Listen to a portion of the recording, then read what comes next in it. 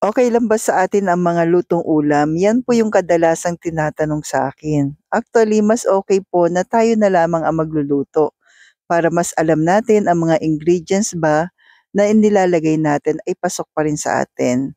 So, narito po 2 recipe na po, 2 in 1, yung aking ginataang manok at yung ating cucumber na juice, natural juice. So, una naggisa po tayo ng luya, sibuyas, and please don't forget to like and follow po para updated tayo sa ating mga low carb meal everyday. Thank you po and God bless. Then after natin maggisa po ng luya at sibuyas, ilagay na po natin yung ating manok. At kung umabot ka po sa part na ito, okay lang po ba na pa-comment naman po kung taga saan po kayo po para alam ko lang po kung saan naabot yung aking video.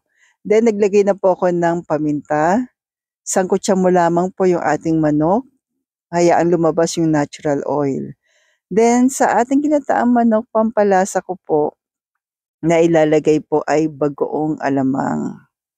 Puwede ba sa atin 'tong bagoong alamang? Puwede naman po kasi hipon at asin lang naman yung ingredients niyan. 'Wag lang po yung mga nabibiling luto na kasi tiyak may sugar po yun. So, mas okey na yung fresh na lang po o kaya lagyan niyo po ng konting monk fruit, puwede na po, 'yan. So, gisa-gisa lamang po tayo. Then nag-add po ako ng sitaw. So, puwede ba sa atin ng sitaw? Puwede naman po, basta konti lamang po. So, yung kadalasan po niluluto ko po ay pang-3 katao. Then add na po tayo ng ating gata ng niyog, yung unang gata po, coconut cream.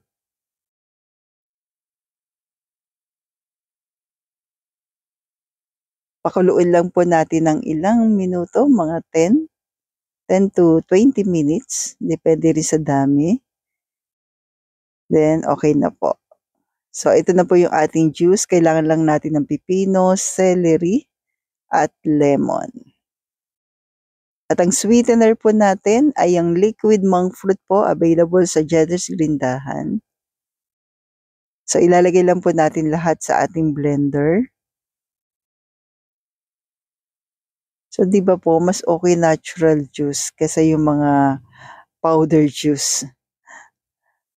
'Yan, at naglagay ako ng konting vanilla po.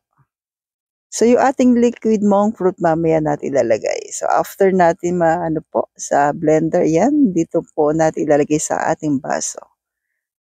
So, then add your juice na po. So gano'n po kabilis, meron ka ng pang first meal na healthy meal.